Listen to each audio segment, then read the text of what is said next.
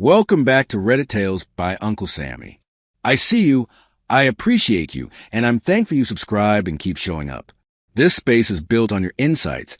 Leave your thoughts and lessons below. Now, cue the tension, cue the truth, let's get into it. This is a dramatized fictional story, but the lesson is real. When you are grieving, you do not always notice the way disrespect sneaks in wearing concern. I learned that betrayal rarely starts with a hotel key. It starts with small comments that make you doubt your worth, and with friends who treat your boundaries like suggestions. In my case, grief made me quiet, and that quietness got mistaken for permission. If you are in a relationship where someone keeps testing you, pay attention. Love does not require experiments that break trust. The night I found out Milwaukee was under a thin, stubborn snow that squeaked under my shoes. I sat in my car outside St. Bridget's, the heater clicking on and off, staring at a message that was not meant for me. Serena had left her phone on the passenger seat earlier.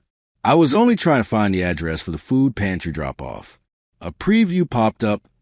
You were right. I needed to try a new size. The sender was Tanya, her friend from work. My stomach did not drop fast. It sank slowly, like a stone through cold water. If you have ever felt your gut warn you before your eyes had proof, stay with me, because the first sign in this story was a single message preview, and everything after that shows exactly how betrayal actually unfolds. Serena and I had been married 11 years, together 14, and we had always been ordinary in the best ways. Saturday grocery lists, Tuesday laundry, Sunday church, even when we were tired. I am the kind of man who resets the pantry labels when the spices get out of order. Serena teases me for it, saying I file love like paperwork. After my younger sister passed that spring, I leaned harder on routines because they were the only rails that kept me steady. Serena said she understood my quiet. She said she was proud of my strength. Grief made my world smaller. Sounds felt sharper, like forks clinking in diners or buses sighing at stops. I kept hearing my sister's laugh in places she had never been, like the barbershop on North Avenue where Mr. Hines cut my hair and argued about the Packers, as if it was a second job. Serena would touch my shoulder when I went distant. She would say, "Come back to me." I wanted to. I truly did. But sometimes, coming back felt like stepping into a room that had changed while I was gone. The first sign was not a lipstick mark or a late-night call. It was a new impatience in Serena's voice, the way she sighed when I asked simple questions. "You always need details," she said one evening while stirring rice in our small kitchen. "Not everything is a spreadsheet, Darius." I was not trying to control her. I was trying to feel connected. She had started dressing differently for work. Sharper lines, higher heels, perfume that lingered in the hallway. When I complimented her, she smiled without meeting my eyes. Tanya had been around for years, always loud, always laughing, always with a story about someone's relationship finally getting interesting. Serena met her at a dental office where they both worked on the administrative side. Tanya had a way of talking like she was giving expert advice, but it always ended with someone doing something reckless. Serena used to roll her eyes. "Tanya is chaos," she would whisper to me at cookouts. Then, after my sister's passing, Tanya started showing up more, dropping off meals, calling Serena during our dinners, inviting Serena out to clear her head. I tried to be fair. Serena had carried a lot while I was grieving. I had been present, but not bright. So when she asked for more space, I gave it. When she wanted a girls' night, I did not question it. I even pushed her toward it. "Go," I said. "Laugh. I can handle a quiet house." The truth is, quiet houses can echo. When Serena returned, cheeks flushed from cold air and wine, she would hug me with a force that felt like an apology. Then she would pull away and scroll her phone as if it was urgent. The second sign was how she started measuring me with her eyes, like she was comparing me to something she had seen. One afternoon, I caught her looking at me while I folded towels. She said, "Do you ever think you settled?" I laughed, thinking she was teasing. She did not laugh back. "I mean," she continued, "you are a good husband, but do you ever wonder what else is out there?" I asked her what she meant. She shrugged and said, "Never mind." The words did not leave my mind. They moved in. I had a habit after my sister's funeral. I walked to Lake Park early in the morning before work. It was the only time the city felt gentle. Gulls dissing traffic, breath foggy in the air. Serena came with me twice, then stopped. "It is too sad," she said. "All that quiet." I wanted to tell her the quiet was saving me. Instead, I nodded. That is what grief does. It makes you choose peace over confrontation, even when confrontation is necessary. Looking back, that was my mistake. The message in the car felt like proof, but I still did what I always do when things break. I looked for explanations. Maybe Tanya was talking about clothes. Maybe new size was a joke about shoes. I laughed once, alone in my car, and the laugh sounded wrong. My hand shook as I opened Serena's phone, hating myself for it, hating the need. I saw a thread with Tanya that was not playful. Tanya wrote like a coach. Serena wrote like someone trying to convince herself she deserved something dangerous. "You've been loyal too long." Tanya had typed weeks earlier. "You deserve to know what you could have had." Serena replied, "Darius is good to me. I am just bored." Tanya answered, "Bored is a choice. Fix it or replace it. Do not die wondering." Then a line that burned, "Try a new size. You will see." Serena responded with a single word, "Who?" Tanya sent a name I recognized. Grant McCall, a salesman who visited Serena's office for supplies and insurance partnerships. A smiley face followed it, like this was harmless. I sat back and stared through the windshield at the church steps. My mother had taught me to pray when I did not know what to do, but my prayers got tangled. I could not ask God to erase what I had read. I could not ask him to make Serena faithful by force. I could only ask for clarity, and I already had it. I felt humiliation first, then anger, then a tiredness that spread through my chest. Tanya's words made Serena sound like a project, a toy, an experiment, and my grief made me the perfect distraction. I drove home without turning on the radio. The streets were shiny with ice. When I walked into our house, Serena was in the living room, knees pulled to her chest on the couch, watching a reality show with the volume too low. She looked up like she had been waiting. "Everything okay?" she asked. I set her phone on the coffee table carefully, like it was fragile. "You tell me," I said. Her eyes flicked to the screen. Her face changed in a small, fast way, like a mask slipping. "Why were you on my phone?" she asked, voice already defensive. It was the wrong question, and we both knew it. I swallowed, tasting something metallic. A message popped up. I said, "I saw enough that I cannot pretend." Serena sat up slowly. Her hands moved to her hair, twisting one coil around her finger the way she did when she was nervous. "It is not what you think," she began. I nodded once, because I had heard that line from too many men at barbershops, too many cousins at reunions. "Then tell me what it is," I said. Serena stared at the carpet. "Tanya is dramatic," she said. "She says things to get a reaction."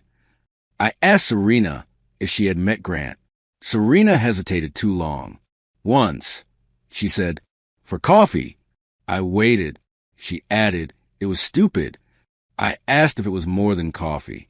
She pressed her lips together, then shook her head no, too quickly. My chest tightened. "Serena," I said softly, "please do not make me beg for the truth." Her eyes watered, and I saw the moment she realized she had already lost control of the story. "It happened," she whispered. "One time." The words were plain, but they landed heavy. I did not shout. I did not break anything. I stood in the middle of our living room and felt my body go cold. She rushed to explain, talking fast. "I have been feeling invisible," she said. "Since your sister passed, you have been here but not here. Tanya kept saying I should not wait forever for you to come back. She said it was logic, like betrayal was therapy." I listened, and my silence made her panic. Silence terrified her more than anger. I asked her one question. "Did you come home and look me in the face after?" Serena covered her mouth and nodded. Her shoulders shook. "I hated myself," she said. "I promised it was done." I asked her if Tanya knew. Serena nodded again. "Tanya set it up," she admitted. "She said Grant was different. She said I would finally know. The phrase, try a new size, landed again, uglier this time. I realized the betrayal was not only about Serena and Grant. It was also about Serena letting someone else rewrite our marriage like a joke. I slept on the living room floor that night, not because I had nowhere else, but because the bedroom felt like a stage. Serena stayed in the room alone. I heard her pacing, then crying, then calling someone in whispers. I stared at the ceiling fan until my eyes ached. In the dark, my mind pulled up memories like receipts. Serena laughing in our kitchen the week we moved in. Serena holding my sister's hand in the hospital. Serena telling me, "You are safe with me." Grief makes you cling to vows. Betrayal makes you question whether the vows were ever real. In the morning, I did not make a grand announcement. I made coffee. I packed a gym bag. I texted my supervisor that I needed personal leave. I drove to Lucy's Diner on the edge of Bayview, the one with cracked vinyl booths and a waitress who called everyone Han without flirting. The smell of fried potatoes made me nauseous. I sat in a corner and watched families eat like nothing could touch them. My hands kept tapping the table, a nervous rhythm. I called my father, then hung up before it rang. Pride is a cruel companion. I ended up calling my cousin Marlon instead. Marlon is older, a steady man who coaches youth basketball and speaks slowly like he wants his words to last. He met me at the diner, wearing a heavy coat and concern on his face. He did not ask for details right away. He just said, "You look like you have not breathed in days." That cracked something in me. I told him the truth, carefully, leaving out Tanya's exact phrasing because it made me feel small. Marlon listened without interrupting, jaw tight. "What do you want?" he asked when I finished. I stared at my coffee. "I want my life back," I said, then realized that was impossible. Marlon nodded. "Then you want a new life," he corrected. He asked if Serena was remorseful. I said she was crying, but crying did not equal accountability. Marlon told me something that stayed with me.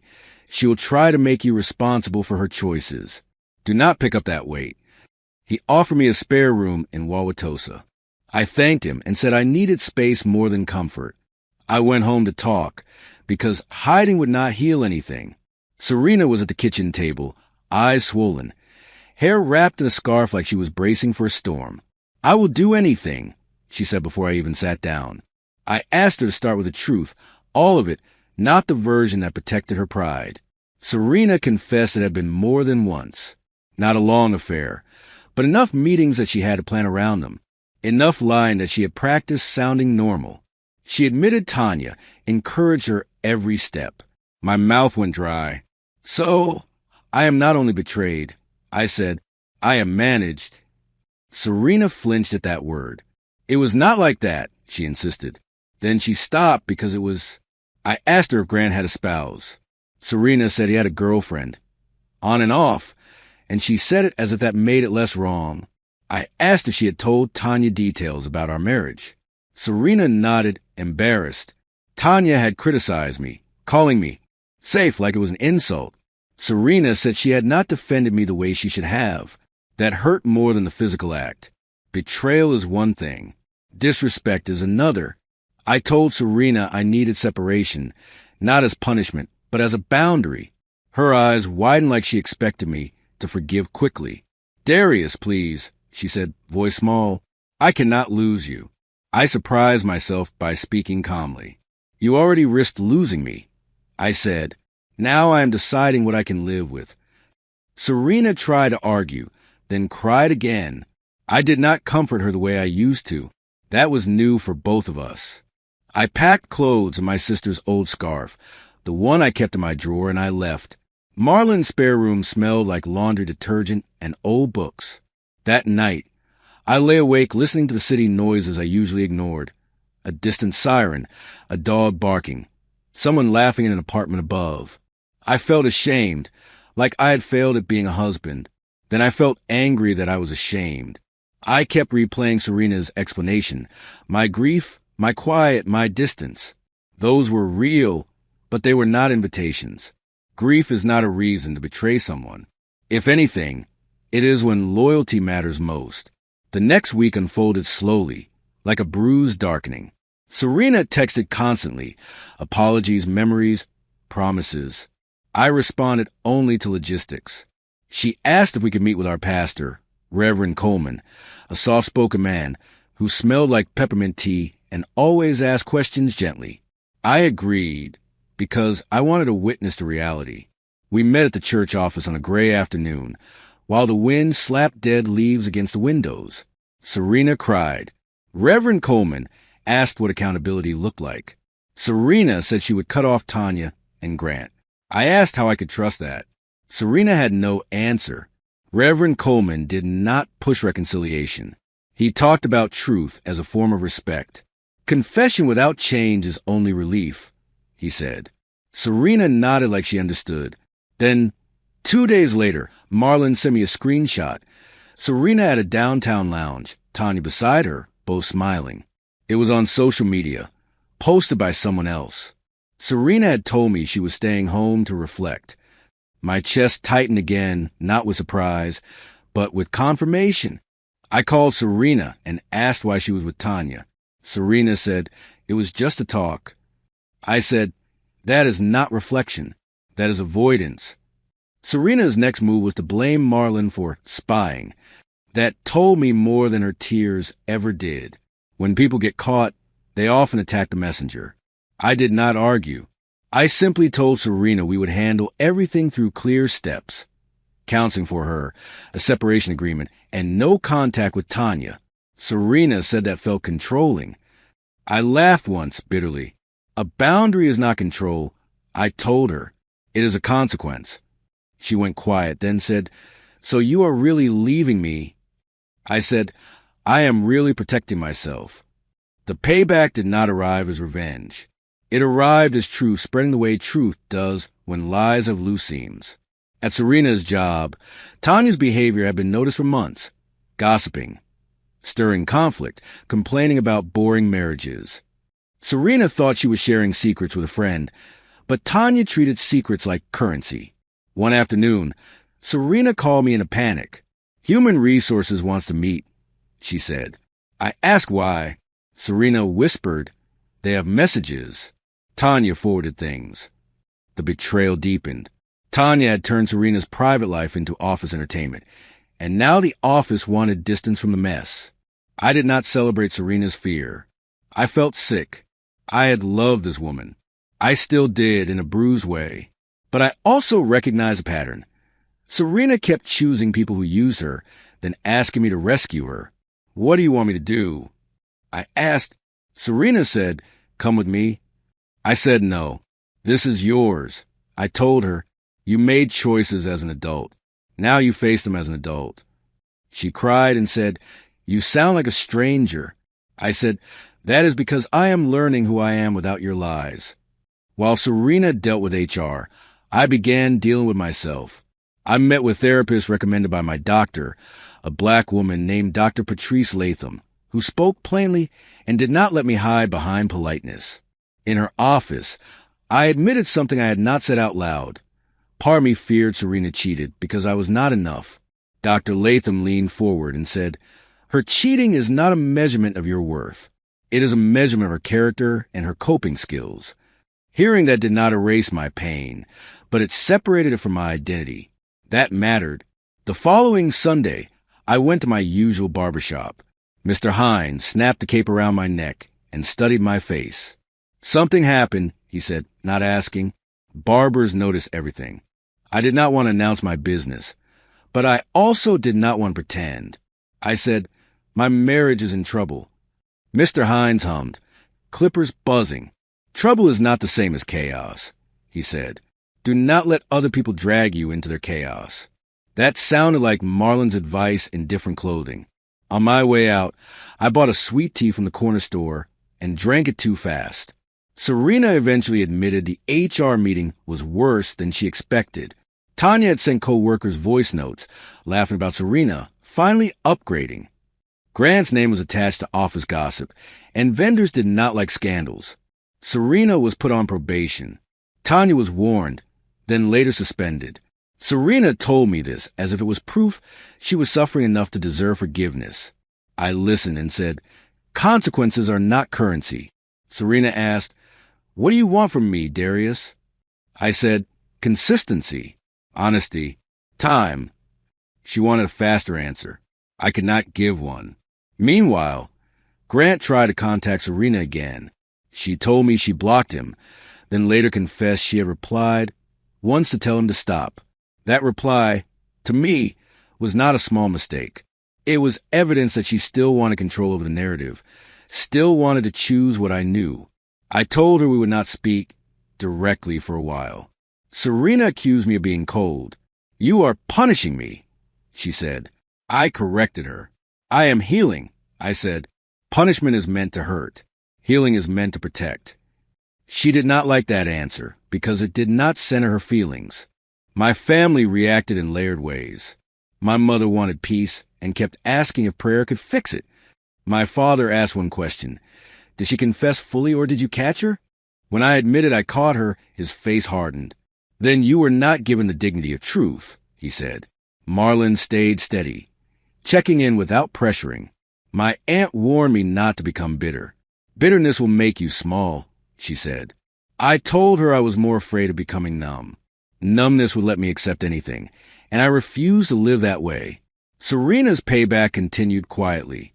Tanya, angry that Serena was now trying to distance herself, started hinting online that Serena was judgmental and ungrateful. People from church saw it. People from work saw it. Serena called me late one night, voice shaky, saying, they are looking at me like I am disgusting. I wanted to say, now you know how I felt. Instead, I said, you cannot control what people think once you hand them the story. Serena whispered, Tanya set me up. I replied, Tanya offered a match. You lit it. Serena's silence was long. In December, I went to my sister's favorite place, a small bookstore cafe with jazz playing softly and a wall of local poetry. I sat with a notebook, trying to write a letter to my sister, the way Dr. Latham suggested, telling her what I had not said before she passed. The words came slowly. I missed her. I missed a version of myself that believed love was always safe. While I wrote, Serena walked in, not by coincidence. She knew my routines. She stood at a distance, hands clasped. Can we talk? She asked. I stared at my notebook and said, not here. She nodded, eyes shiny, and left. Respecting that boundary was new for her. After the holidays, Serena lost her position at the dental office. Not fired for the affair directly, but for professional conduct issues tied to the workplace mess Tanya created. Serena told me she felt like her life was collapsing. I told her the collapse can be clarified. This is what happens when you build decisions on secrecy. I said, Serena asked if she could move back in temporarily because rent was expensive. I said no, then felt guilty, then reminded myself guilt is not always love. Sometimes it is fear of being seen as the bad guy. I offered to pay half of a short-term extended stay hotel for 2 weeks. That was support, not rescue. Tanya, facing her own consequences, showed up at church one Sunday and tried to corner me near the vestibule. She wore a bright coat and a smile that did not reach her eyes. Darius, she said, voice honey sweet, Serena is fragile. You do not want to be the man who breaks her. I felt heat rise in my chest. I stepped back and said, you do not get to speak to me about breaking anything. Tanya scoffed and said, men leave when women want more. I looked her straight in the face and said, women deserve more. They do not deserve lies. Reverend Coleman appeared then, and Tanya retreated like a child caught stealing. Serena later admitted Tanya had pressured her for months, framing cheating as self-discovery. Serena said she felt insecure about her body after turning 35, comparing herself to younger women on social media. Tanya fed that insecurity like it was fuel. She kept saying I needed to see if I could attract a different kind of man, Serena told me. She said I should test my options like shopping. Hearing my marriage described like shopping made me nauseous. I told Serena that insecurity deserved compassion, but betrayal deserved consequences. You could have asked for reassurance, I said. You could have asked for therapy. You chose a secret. Serena cried quietly. The slowest part was deciding what my future looked like. People think divorce is a dramatic moment. For me, it was paperwork and long silences. It was choosing what to take from the house without making it feel like theft. It was realizing I did not want to fight Serena over furniture. I wanted my dignity. Dr. Latham asked me to list what I needed to feel safe in a relationship again. My list was simple: honesty, respect, and shared effort. Serena had broken the first two, then asked me to supply the third alone. That was not love. That was labor. Serena tried, in uneven ways, to change. She began individual counseling. She wrote me letters instead of calling. In those letters, she stopped blaming my grief and started naming her own choices. That mattered. But even sincere growth does not restore what was destroyed. One letter said, "I treated your grief like an inconvenience." Another said, "I let Tanya speak about you like you were a placeholder." Those lines hit me hard because they were true. I met Serena at a quiet park near the lake and told her I saw the effort. But effort is not a time machine, I said. I cannot unknow what I know. Serena asked if we could try a separation with rules, a path back. I told her I could not promise that. She pressed, voice trembling. "So I did all this for nothing," she said. I corrected her again. "If you only change to keep me, you are not changing," I said. "You are bargaining." Serena looked away and whispered, "I hate that you are right." I did not feel proud of being right. I felt exhausted. The truth is, I did not want revenge. I wanted a partner who honored what we had built. Serena was becoming someone who might honor it someday, but she had not honored it when it mattered most. Grant's girlfriend reached out to me in a message. She did not curse. She did not threaten. She simply wrote, "I needed to know if my instincts were true." I told her yes, and I apologized even though I did not owe her one. She replied, "Thank you for honesty." That exchange humbled me. Honesty can be painful, but it is also a gift. Serena later asked if I had told a girlfriend. I said yes. Serena's face twisted with shame. "So everyone knows," she said. I said, "Everyone who needs truth now has it." Serena whispered, "This is terrible payback." I said, "It is not payback. It is reality." Over time, Serena lost more than a job. She lost people's trust in small, daily ways. Friends stopped inviting her to couples' dinners. Church members offered polite smiles instead of warmth. Even her own brother, a loud man who used to joke constantly, grew quiet around her. Serena told me it felt like she was carrying a sign on her back. I did not enjoy her discomfort, but I also did not rush to erase it. Consequences teach what? Lectures cannot. Serena began volunteering at a community clinic to rebuild her routine. She stopped dressing for attention and started dressing for herself. It was a healthier change, but it was late. My grief shifted, too. I realized part of my pain was not only losing Serena's trustworthiness, but losing the last person who had known my sister with me. Serena had been my witness, my shared memory. When that bond broke, it felt like my sister died again in a different way. Dr. Latham helped me name that. "You are mourning two losses," she said. "Do not confuse them." I began visiting my sister's grave with my father on Saturdays, bringing flowers and talking out loud, not as performance, but as release. It steadied me. It also made it clear I could survive heartbreak without surrendering myself. In early spring, Serena asked for one final conversation to close things properly. We met at a small diner in River West that played old soul music softly, the kind that makes you remember your parents' kitchens. Serena arrived early, hands folded, eyes clear. She looked different, less frantic, more grounded. "I am not here to manipulate you," she said. I nodded, appreciating the effort. She told me she understood that cheating was not a single act. It was a series of lies, and each lie was a choice.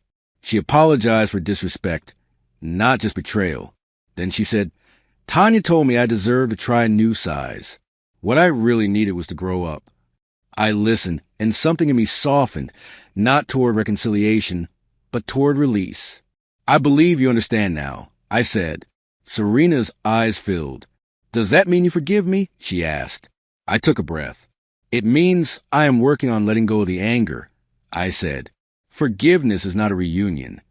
Serena nodded slowly, as if she had finally learned that lesson. She asked what would happen next. I told her I planned to file for divorce.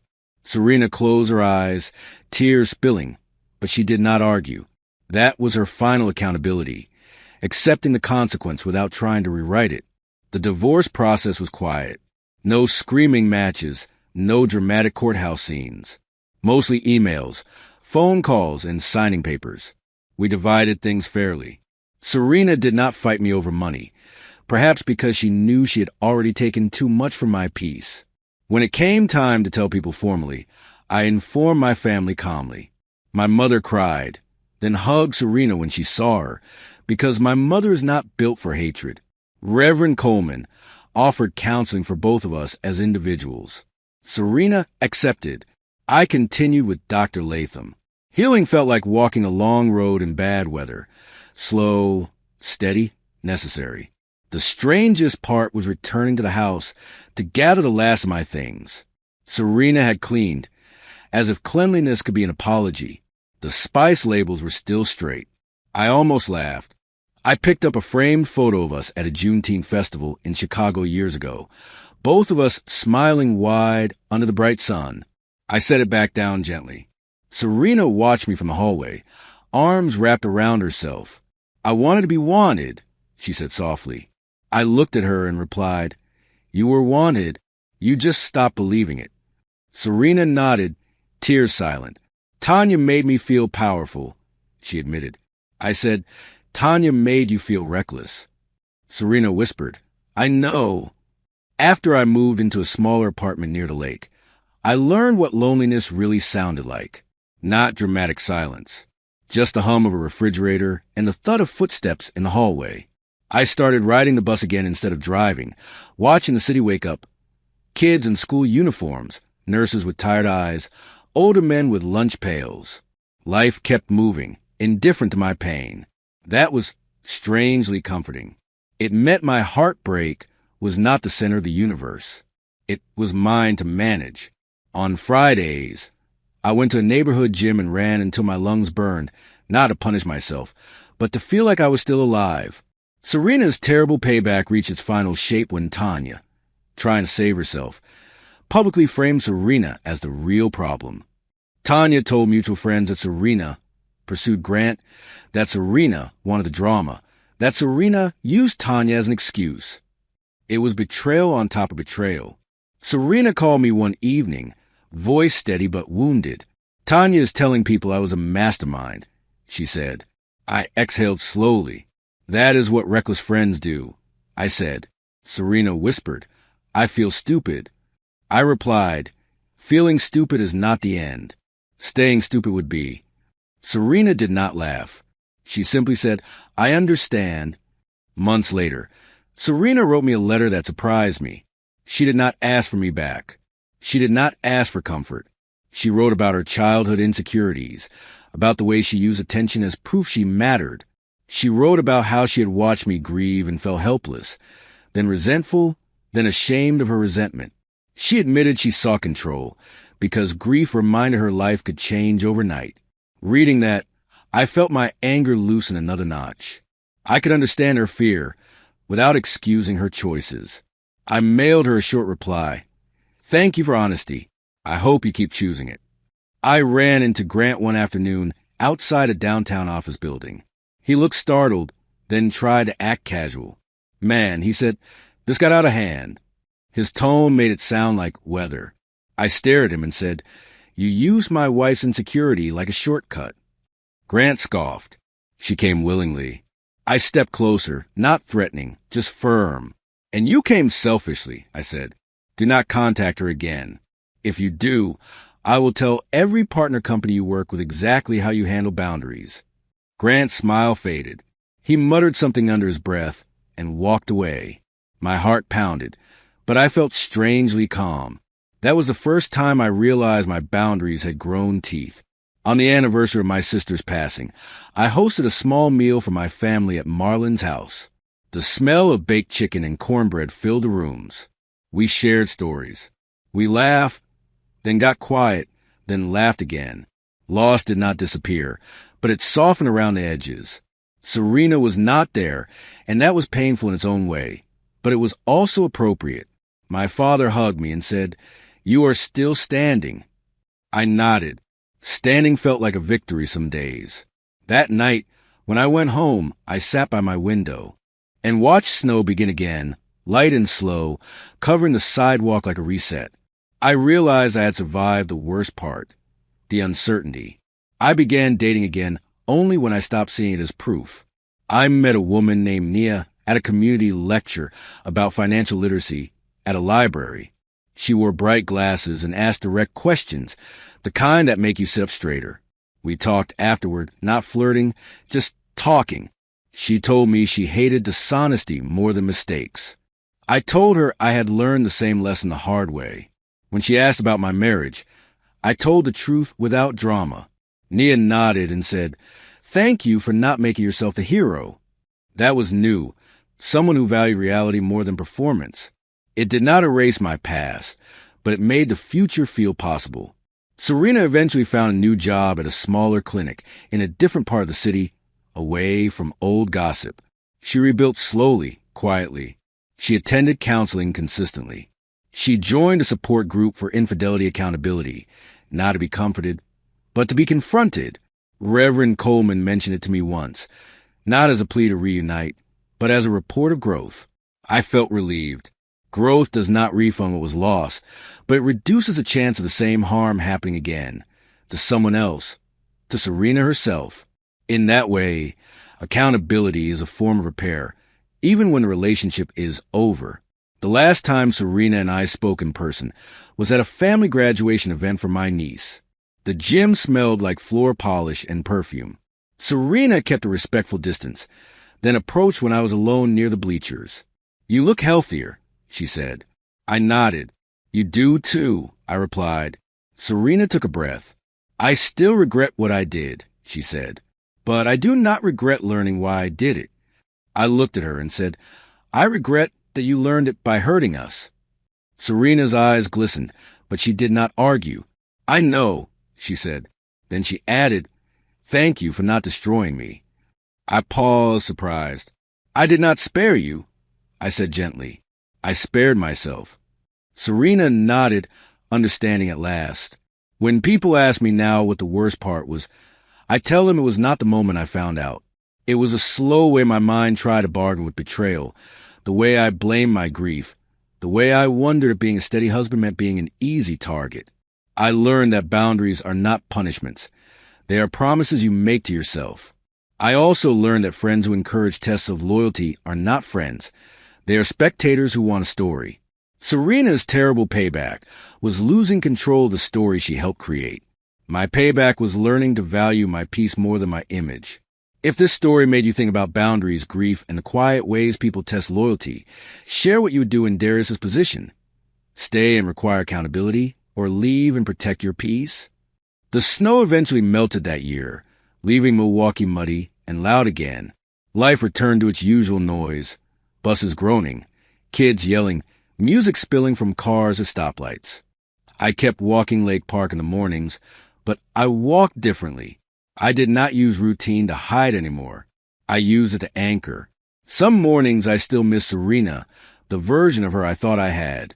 But I did not miss the uncertainty, the disrespect, the quiet manipulation.